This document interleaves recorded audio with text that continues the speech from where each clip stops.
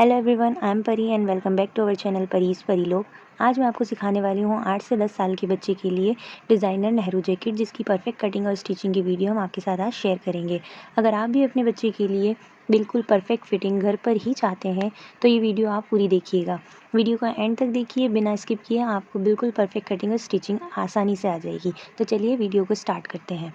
मैंने यहाँ पर नेहरू जैकेट बनाने के लिए एक इस तरह का मोटा फैब्रिक लिया है। अगर आप चाहें तो कोई पतला फैब्रिक भी ले सकते हैं जिसके अंदर आप फ्यूजिंग को पेस्ट कर सकते हैं, लेकिन मैंने यहाँ पर मोटा फैब्रिक लिया है। उसके साथ यहाँ पर अस्तर के लिए भी कपड़ा लिया है। अस्तर का कपड़ा पतला भी हो तो चलेगा। छोटे बच्चे का जैकेट बनाने के लिए 1 मीटर फैब्रिक भी जो है वो सफिशिएंट रहेगा, लेकिन ध्यान रहे 1 मीटर कपड़ा जो मेन फैब्रिक है वो लेना है और साथ ही 1 मीटर हमें अस्तर का कपड़ा लेना है। जैकेट की कटिंग हम सबसे पहले अस्तर के कपड़े पर करेंगे। हमें 22 इंचेस का रेडी जैकेट चाहिए, तो यहाँ पर हमने 23 इंचेस पर मार्क किया है। 1 इंच हमने यहाँ पर सिलाई के लिए मार्जिन छोड़ा है और यहाँ पर हमने सबसे पहले 2 फोल्ड में फैब्रिक लिया है और उसकी चौड़ाई हमें 8 इंचेस चाहिए, लेकिन हम यहाँ पर 10 इंचेस ले रहे हैं। 2 इंचेस हमने यहाँ पर एक्स्ट्रा लिया है बटन पट्टी के लिए। तो यहाँ पर हमें 10 इंचेस पे फोल्ड करना है फैब्रिक को और इसको लेंथ में रखना है 23 इंचेस। तो अब हमें स्टार्ट करना है। सबसे पहले मार्क करना है। इसके लिए 2 इंच हमने आगे का निशान लगाया है आपको समझाने के लिए कि ये बटन पट्टी का मार्क है। और उसके बाद में हमें इसी मार्किंग से, यानी 2 इंच हमने आगे एक्स्ट्रा छोड़ा है, उससे पीछे की साइड में हमें शोल्डर्स की मार्किंग करनी है। शोल्डर्स के लिए यहाँ पर हमने 6.5 इंच पर मार्क लगाया है और आप अपने शोल्डर्स के अकॉर्डिंग, यहाँ पर बच्चे के शोल्डर के अकॉर्डिंग आप मार्क कर सकते हैं। और उसके बाद में 5 इंचेस पर हमने यहाँ पर आर्म होल की मार्किंग की है। आप यहाँ पर मार्किंग को बढ़ा सकते हैं, क्योंकि जब हमने 6.5 इंचेस पर हमने शोल्डर्स की मार्किंग की है तो हम यहाँ पर 7 इंचेस तक ले सकते हैं अगर बच्चे की हेल्थ अच्छी है तो यहाँ पर मैंने 5 इंचेस पर मार्किंग की है, लेकिन बाद में मैंने इसको थोड़ा बढ़ाया है जब मैंने सिलाई की है उस टाइम पर। और उसके बाद में हमें यहाँ पर गोलाई देते हुए निशान लगा लेना है और फिर इसकी कटिंग कर लेनी है। यहाँ पर हमने अभी इसको रफली कट किया है। हम इसके अंदर नेक और जो एक्स्ट्रा चीज़ें अभी हमें कट करनी है वो बाद में करेंगे। पहले हम इसके लिए बैक पार्ट को भी कटिंग करेंगे, तो उसे भी हमें डबल फोल्ड में कपड़ा बिछाना है। और अब यहाँ पर हमने इसको उल्टे साइड से बिछाया, यानी शोल्डर्स इस साइड हैं आप देख सकते हैं और नीचे की साइड जो है हम उसको स्मूथ कर लेंगे। तो इसके लिए सबसे पहले हमने 2 इंचेस जो फैब्रिक बटन पट्टी के लिए छोड़ा था उसको आगे की साइड निकालते हुए रखा है और इस साइड से डबल फोल्ड फैब्रिक है। उसके बाद हमने यहाँ पर शोल्डर्स पर सेम मार्किंग की है। 6.5 इंच पर हमने मार्क लगाया है और पीछे के शोल्डर्स जो हैं वो थोड़े तिरछे करते हैं, यानी गोलाई ज़्यादा नहीं ली जाती है, तो उसी तरह से हमने इसको कटिंग किया है। और नीचे से हमने अब इसकी जो एजेस हैं उनको स्मूथ कर लिया है।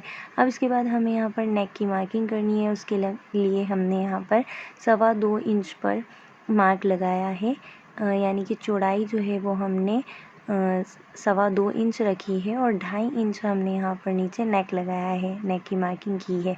पीछे वाला जो फैब्रिक है वो आगे वाले फैब्रिक से 1.5 इंच लंबा है, यानी कि हम जो शोल्डर्स हैं वो ऊपर से 1.5 इंच लंबे रख रहे हैं, तो पीछे वाला फैब्रिक उसके लिए एक्स्ट्रा रखा हुआ है। उसके बाद हमने यहाँ पर 1/2 इंचेस शोल्डर्स को डाउन करते हुए मार्किंग की है।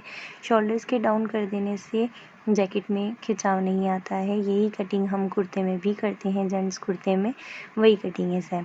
तो यहाँ पर हमने अब मार्किंग कर ली है और इसको इस तरह से नेक को कट कर लेना है। जो आगे वाला हिस्सा है उस पर भी हमने वही मार्किंग की है। ये देखिए, आप एक बार इसको देख लीजिए। इस तरह से ये दोनों फैब्रिक हैं, ये एक के ऊपर एक इस तरह से आएगा। ये फ्रंट पार्ट है और बैक पार्ट हमारा बिल्कुल प्लेन है जो इस तरह से आएगा।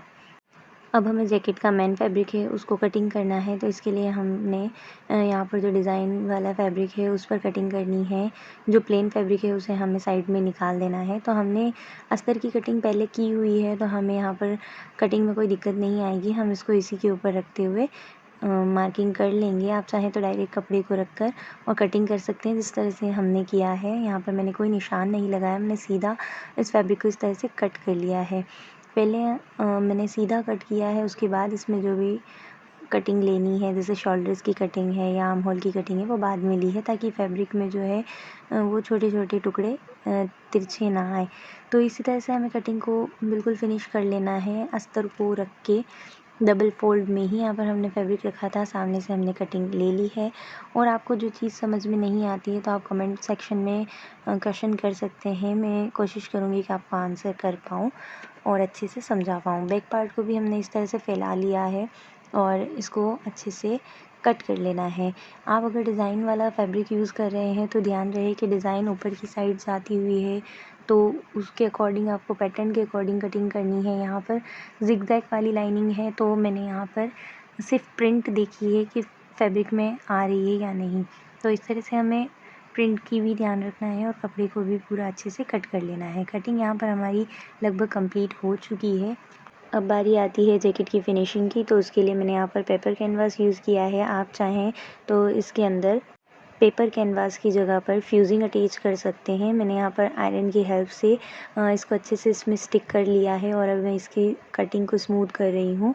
जो फ्यूजिंग होती है उससे कपड़े में बहुत अच्छी फिनिश आती है, लेकिन मैंने यहाँ पर पेपर कैनवास यूज़ किया क्योंकि मेरा जो मेन फैब्रिक है वो पहले से ही थोड़ा मोटा है और थोड़ा सा कड़क कपड़ा है, तो मैंने इसके अंदर पेपर कैनवास ही यूज़ किया है। आप चाहें तो यहाँ पर फ्यूजिंग अटैच कर सकते हैं। और उसके बाद में इसको इस तरह से आपको स्मूथ कटिंग कर लेनी है, बिल्कुल बराबर जो हमारा मेन फैब्रिक है उसके अकॉर्डिंग इसे कट कर लेना है। तो मैंने यहाँ पर इसको सबसे पहले कटिंग अच्छे से कर ली है। बैक साइड में भी हमें इसी तरह से इसको स्टिक कर लेना है। इससे जैकेट की फिनिशिंग बहुत अच्छी आएगी, क्योंकि हम इसमें सिर्फ अस्तर अटैच करेंगे तो इसमें वो फिनिशिंग नहीं आएगी जो मार्केट वाले जैकेट्स में आती है। तो इसके लिए आपको या तो इसके अंदर फ्यूजिंग अटैच करना है या फिर पेपर कैनवास इसके अंदर अटैच करना है। मैंने दोनों साइड में यानी बैक साइड में और फ्रंट के दोनों पार्ट्स में मैंने यहाँ पर इसको अच्छे से अटैच कर लिया है। यहाँ पर मुझे बटन पट्टी का कपड़ा थोड़ा एक्स्ट्रा लग रहा था तो मैंने बाद में इसकी कटिंग भी थोड़ी ली है।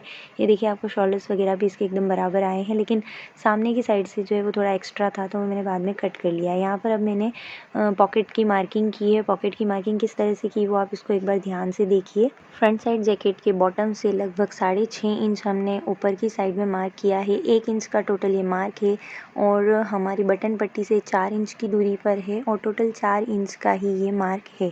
तो हमें इसको 1 इंच की जो मार्किंग करनी है वो इस तरह से करनी है कि बीच में हमें कट लगाने के लिए मार्क लगाना है और इस कपड़े को हम यहाँ पर इस तरह से अटैच करेंगे और ये वाला जो फैब्रिक है डिज़ाइन वाला इसको यहाँ पर अटैच करेंगे। आप चाहें तो यहाँ पर भी प्रिंटेड फैब्रिक ले सकते हैं छोटी पट्टी में, लेकिन मैंने यहाँ पर प्लेन लिया है ताकि उससे उसका लुक ज़्यादा बेहतर आएगा।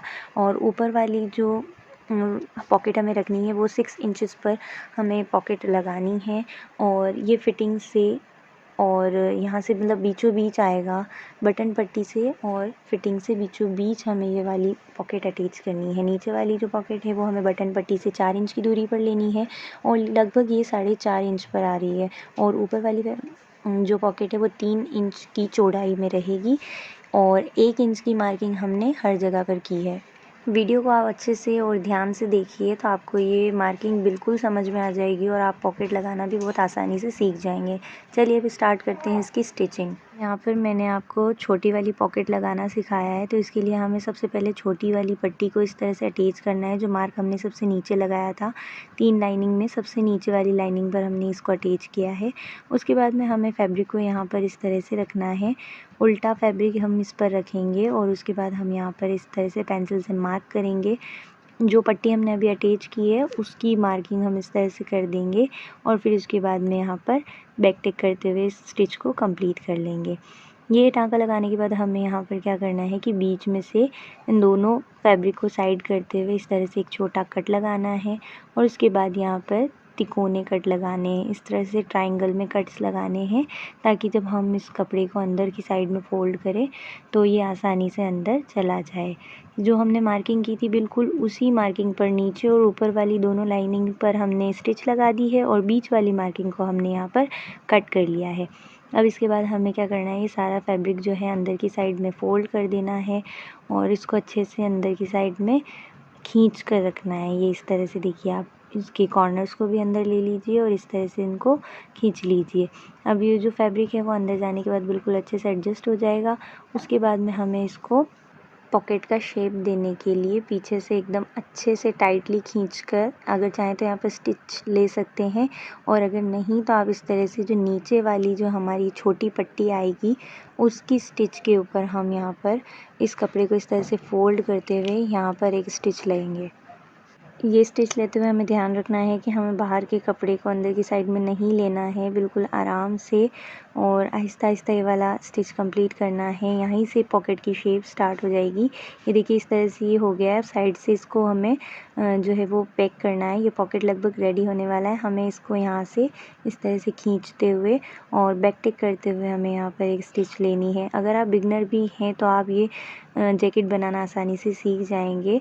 तो इस तरह से हमें जो एक्स्ट्रा फैब्रिक है हमने वो कट कर लिया है। मैंने यहाँ पर पॉकेट की मार्किंग के अकॉर्डिंग फैब्रिक नहीं लिया था, एक्स्ट्रा फैब्रिक लिया था, तो मैंने बाद में उसकी कटिंग कर ली है। अगर आप चाहें तो बिल्कुल साइज़ के अकॉर्डिंग फैब्रिक लेके भी स्टिच कर सकते हैं। उसके बाद में यहाँ दूसरी साइड से भी हमें इसी तरह से स्टिच लेनी है और बिल्कुल इसकी जो कॉर्नर्स हमने कट की थी वहाँ तक स्टिच अच्छे से लेनी है, ताकि ये जो पॉकेट है वो ओपन नहीं हो, साइड के इसके जो कॉर्नर्स हैं वो कपड़ा बाहर ना छोड़ दें।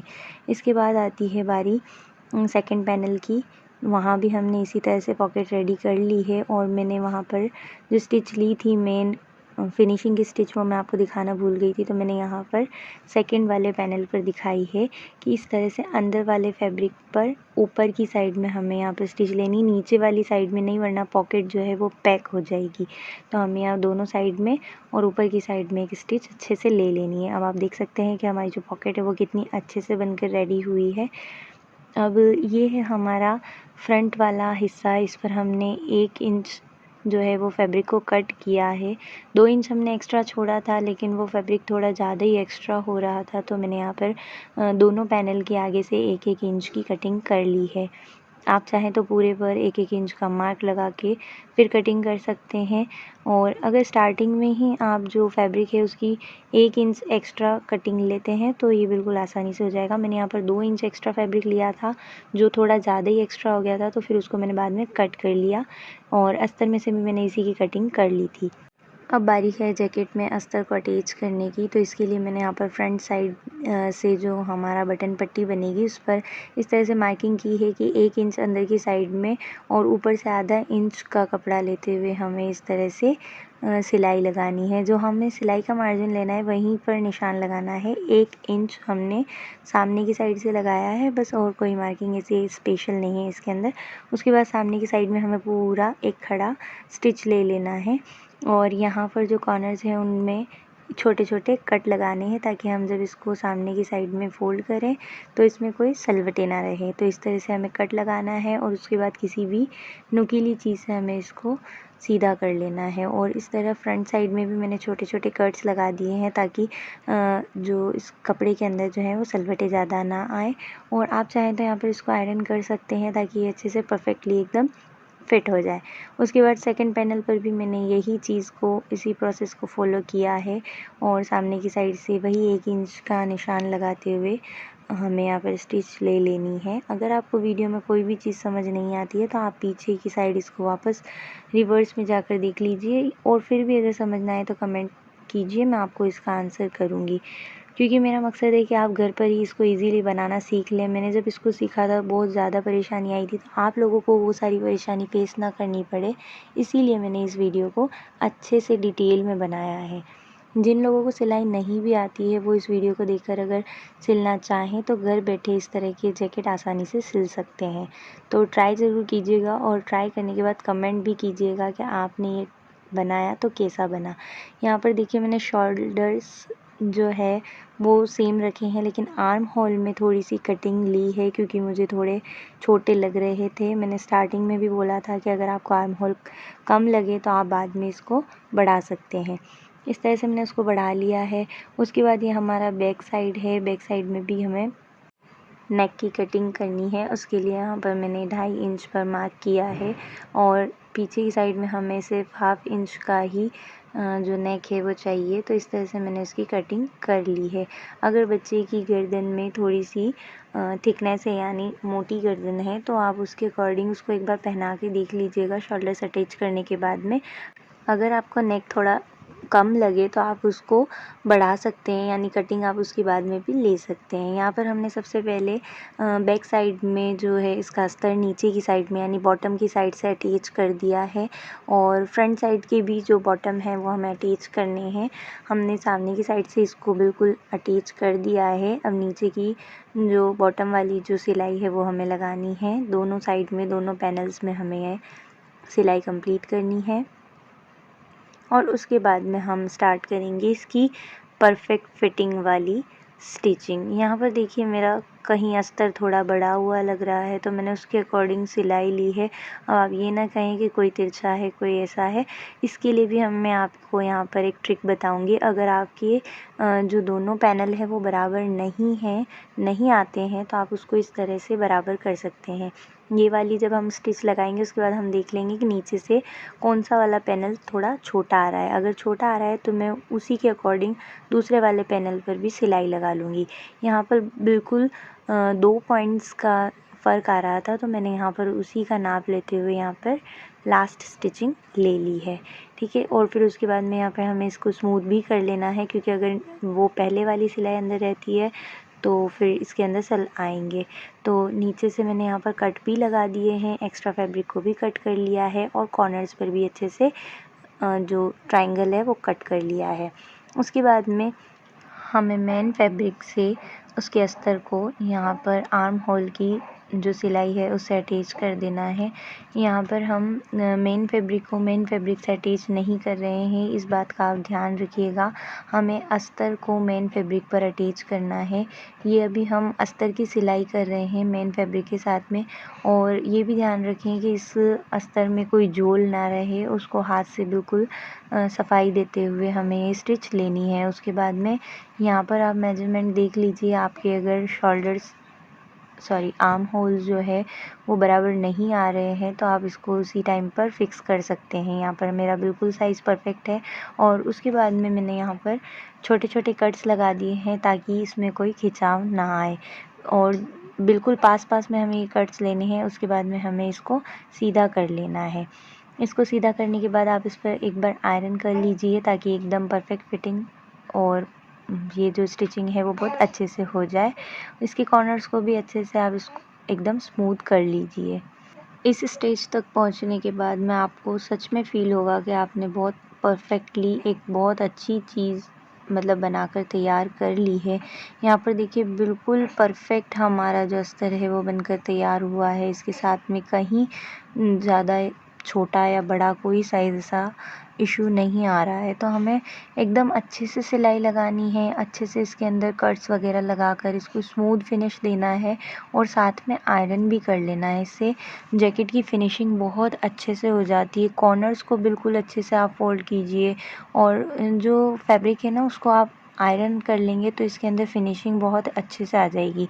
तो मैंने बैक साइड में भी इसी प्रोसेस को फॉलो किया, यानी बॉटम को अटैच कर लिया है, फिर इसको अच्छे से आयरन कर लिया है, और फ्रंट साइड में भी हमने यही किया, बॉटम को अटैच किया, आयरन किया। उसके बाद में उसके आर्म होल्स को हमने सिलाई लगा दी। तो हमें बैक साइड में भी यही करना है। यहाँ पर अच्छे से आयरन करने के बाद में जो आर्म होल है उसके अंदर सिलाई लगानी है। इसके लिए आपको बहुत अच्छे से ध्यान रखना होगा कि अस्तर में कोई झोल ना रहे, बिल्कुल भी सलवटें ना रहें। तो इसको हमने अच्छे से यहाँ पर अटैच किया, और सेकंड साइड में भी इसकी सारी सलवटें बाहर निकालने के बाद में इसको यहाँ से अटैच कर लिया। यहाँ पर मैंने एक्स्ट्रा फैब्रिक नहीं लिया है, बल्कि जो अस्तर वाला फैब्रिक है वो एक्स्ट्रा आ रहा है। ये देखिए इस तरह से यहाँ पर वो एक्स्ट्रा था, तो मैंने उसकी कटिंग भी ले ली है। और अब इसके अंदर हमें यही देखना है कि इसके जो आर्म होल है वो बिल्कुल बराबर है या नहीं है। अगर नहीं होते हैं तो यहाँ पर आपको सिलाई में उनको एडजस्ट कर लेना है, अदरवाइज़ जब आप फ्रंट वाले पैनल इस पर अटैच करेंगे तो दिक्कत आएगी। तो दोनों साइड के आर्म होल को देख लिया है हमने, यहाँ बिल्कुल बराबर हैं। तो उसके अंदर छोटे छोटे से कट्स लगाने हैं, वो हमने कंप्लीट कर लिए हैं। आप इसको चाहें तो वापस से सीधा करने के बाद इस पर एक बार और अच्छे से आयरन कर दें, ताकि जो आर्म होल है वो भी एकदम स्मूथ फिनिश से रेडी हो जाए। अब यहाँ पर मैं आपको एक और ट्रिक बताने वाली हूँ जो कोई भी टेलर आपको नहीं बताएगा, अगर आपके आर्म होल में यानी कि फ्रंट साइड वाला और बैक साइड वाला जो आर्म होल है उसमें इस तरह से डिफरेंस आता है तो उसको आप किस तरह से मैनेज कर सकते हैं। इसके लिए आपको क्या करना है, सबसे पहले तो इसके बॉटम से इसको नापना है कि कहाँ से ये कितना लंबा आ रहा है। तो अगर ये इस तरह से जो छोटा वाला पार्ट है उसके अंदर आपको मार्किंग करनी है और इस तरह से एक अच्छे से निशान लगाते हुए यहाँ पर आपको सिलाई लगा लेनी है, यानी कि इस वाले आर्म होल को आपको उसके बराबर करना है। ध्यान रहे आपको शोल्डर से इसका नाप नहीं लेना है, इसका नाप आपको लेना है बॉटम की साइड से आर्म होल की साइड तक। तो हमने यहाँ बॉटम से इसको नापा है, बिल्कुल 1/2 इंच की अगर इसके अंदर डिफरेंस आता है तो आप इसको इस तरह से मैनेज कर सकते हो। अब यहाँ पे इसको वापस से आप जो है नाप लीजिए। अगर ये बराबर आ रहा है तो बस यहाँ पे छोटे छोटे कट लगा दीजिए। पुरानी जो सिलाई है वो कट जानी चाहिए, नई सिलाई पे कट नहीं आना चाहिए। इसके बाद में इसको हमें सीधा कर लेना है। सीधा करने के बाद में हमें जो फिटिंग का नाप है, मतलब फिटिंग की जो सिलाई है वो लगानी है। लेकिन उससे पहले भी हमें एक काम और करना है। यहाँ पे हमें अगर चाक बनाना है तो फिटिंग से पहले हम यहाँ पर इस तरह से 2 इंच नीचे से यानी कि बॉटम की साइड से 2 इंच ऊपर मार्क करेंगे और यहाँ पर सिलाई लगाएंगे। अगर आप चाहते हैं कि इस कोटी को यानी इस जैकेट को नीचे से पैक रखें तो आप ये वाली जो सिलाई है इसको स्किप कर सकते हैं। लेकिन अगर आपको चाक बनाने हैं तो इस तरह से आपको बॉटम की साइड से 2 इंच ऊपर की साइड में सिलाई लगानी है और इस तरह से एक कट लगा लेना है। और फिर जो कॉर्नर है उसको स्मूथ करने के लिए यहाँ पर एक छोटा सा कट लगा लेना है। उम्मीद है आपको ये प्रोसेस बिल्कुल इजीली समझ में आ गया होगा। नहीं तो मैंने यहाँ पर एक और साइड से करके दिखाया है। बैक साइड वाला जो पैनल है उसको लिया है।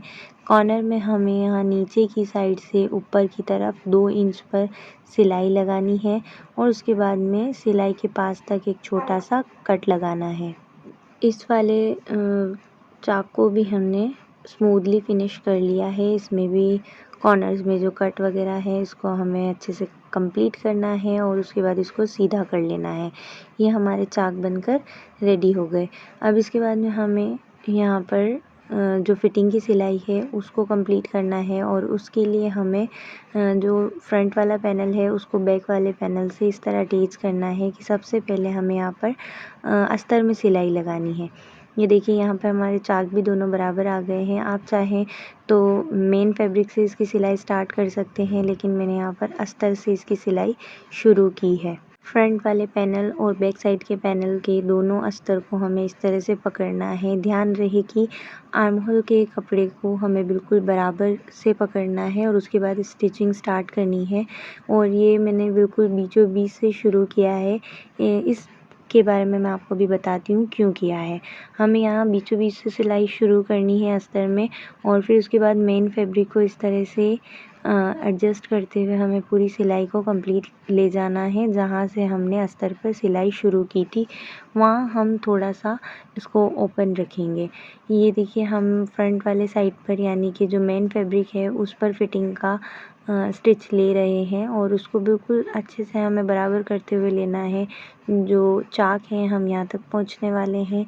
इस कपड़े को बिल्कुल एडजस्ट करते हुए धीरे धीरे सिलाई लगानी है, क्योंकि हम इस जैकेट की कोई भी सिलाई बाहर नहीं दिखाने वाले हैं। इस वजह से हमें इसको इस तरह से सिलना है।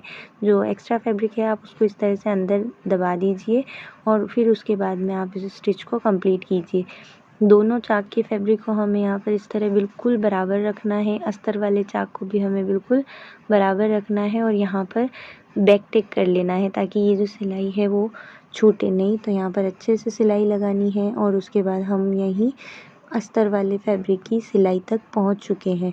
तो यहाँ पर हमें लगभग 2 इंच जितना ओपन रखना है ताकि हम इसमें से पूरे जैकेट को वापस बाहर की साइड निकाल सकें। इसलिए हमने यहाँ पर बीचों बीच से सिलाई शुरू की थी। तो उम्मीद है आपको समझ में आया होगा कि हमने ये फिटिंग का जो स्टिच है इसको किस तरह से कंप्लीट किया है। अब इस छोटे से जो ओपन एरिया है इसी में से हमको जैकेट को पूरा बाहर निकालना है और ये वाली जो सिलाई है इसको भी हम अंदर से ही कंप्लीट करेंगे, लेकिन वो किस तरह वो मैं आपको आगे की प्रोसेस में बताऊंगी। तो अभी फ़िलहाल हम इसको इस तरह से बाहर निकाल लेते हैं। पूरा जैकेट इसमें से बाहर निकलेगा। और बआसानी ये काम आप कर सकते हैं। ये कंप्लीट होने के बाद में ये देखिए आप इतना सा यहाँ पर होल रहता है, बाकी पूरा सिलाई हम कंप्लीट कर चुके हैं। चाक बिल्कुल अच्छे से बन गए हैं और आर्म होल भी बिल्कुल बराबर आया है। तो इस तरह से इस सिलाई को कंप्लीट करना है। सेकंड साइड में भी हमें सेम प्रोसेस फॉलो करनी है। इस तरह से सिलाई शुरू करनी है और बीच में इतना सा होल रखना है, उसमें से हमें पूरा जैकेट बाहर निकालना है। अब ये जो हम कॉलर लगाएंगे उस साइड से हमें हाथ अंदर की तरफ ले जाना है और इस कपड़े को बाहर निकालते हुए हमें इसकी स्टिच को कंप्लीट करना है। तो इस तरह से ये सिलाई पूरी यहीं पर कंप्लीट हो जाएगी। हमें कोई सिलाई बाहर से नहीं लगानी पड़ेगी और ये पूरा स्टिच एक जैसा बराबर हो गया है। ये देखिए आप बिल्कुल स्मूथ फिनिश के साथ ये रेडी है। अब हमें यहाँ पर इसमें फिनिशिंग की सिलाई लगानी है।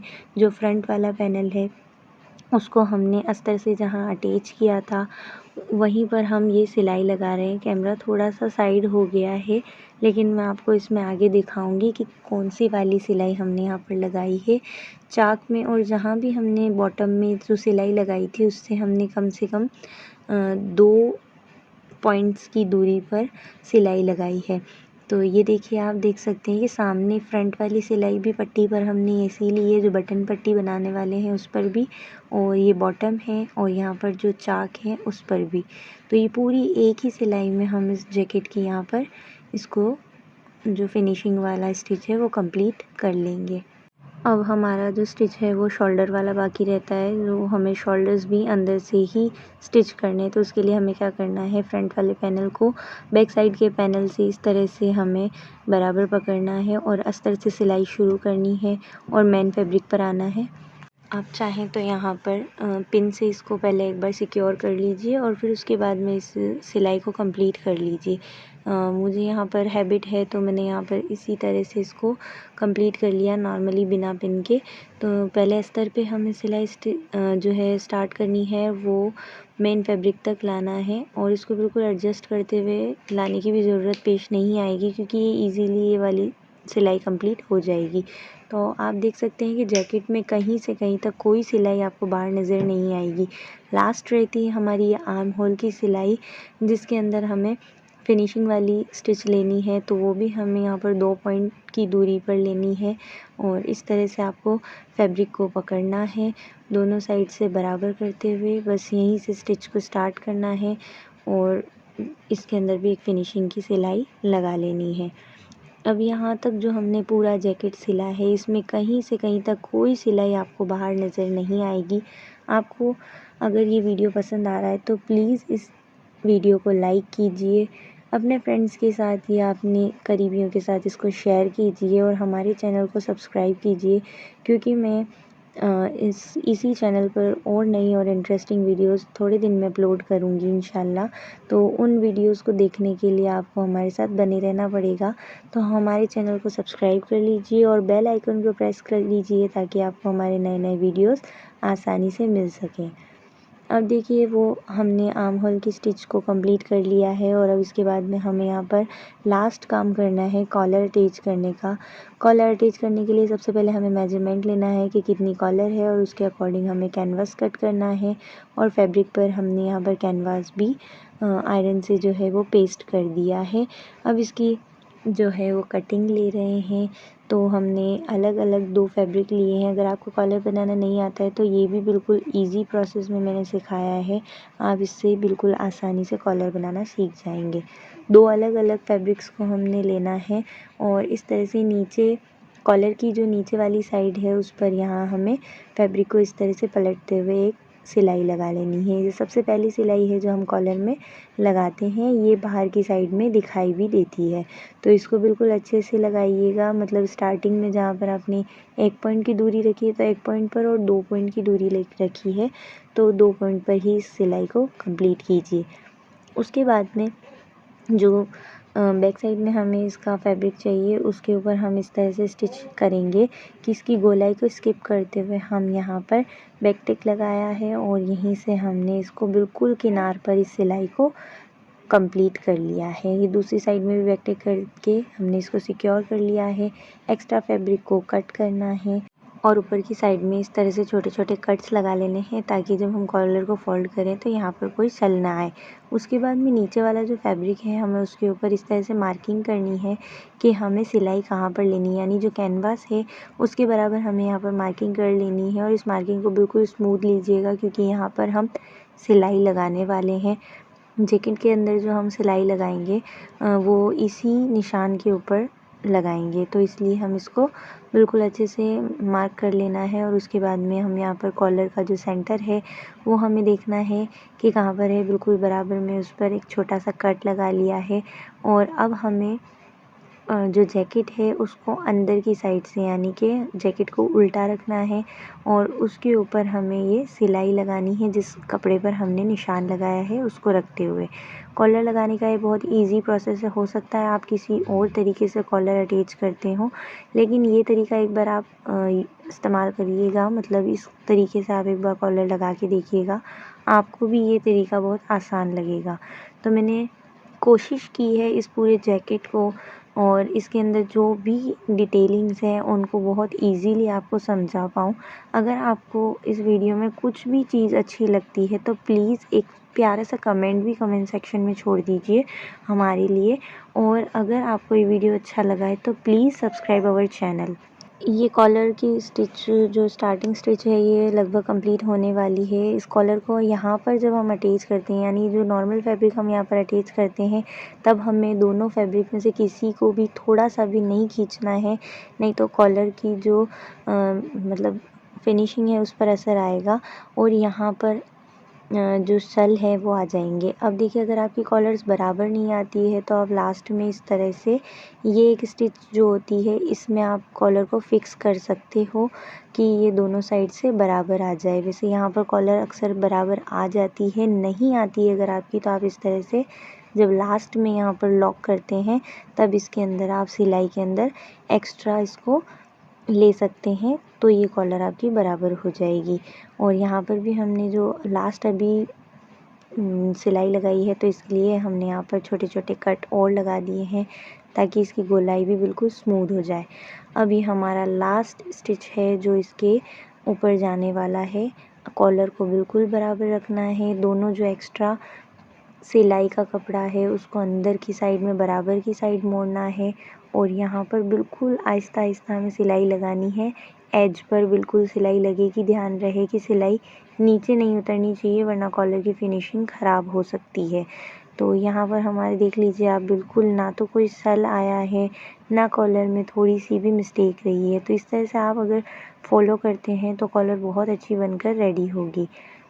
अब बाकी है इसके अंदर चाक और बटन करना, तो उसको कंप्लीट करने के बाद मैं आपको दिखाती हूँ कि इसका फाइनल लुक क्या रहा है। फ़िलहाल आप इसको देखिए, ये हमारा जैकेट लगभग बनकर तैयार हो चुका है और ये देखिए हमारे जैकेट की फाइनल लुक। माशाल्लाह बहुत ही बेहतरीन लुक आया है और जैकेट की जो पॉकेट्स वगैरह हैं वो भी एकदम परफेक्टली डन है। पीछे से भी आप इसकी फिनिशिंग देखिए, एकदम परफेक्ट बना है। आप भी हमें कमेंट करके बताइए कि आपको इसके अंदर क्या क्या चीज़ें समझ में आई, क्या चीज़ें आपको बहुत अच्छी तरह से समझ में आई और ये जैकेट आपको कैसा लगा, प्लीज़ मुझे बताइए। और आप इस जैकेट को अगर बनाते हैं तो आप किस चीज़ के साथ इसको वेयर करेंगे। अगर आपको हमारा वीडियो पसंद आया है तो please like share and subscribe my channel और इसी तरह के अच्छे अच्छे वीडियोस देखने के लिए बने रहे हमारे चैनल के साथ। हम मिलते हैं बहुत ही बेहतरीन और अच्छे वीडियो के साथ, तब तक के लिए बाय।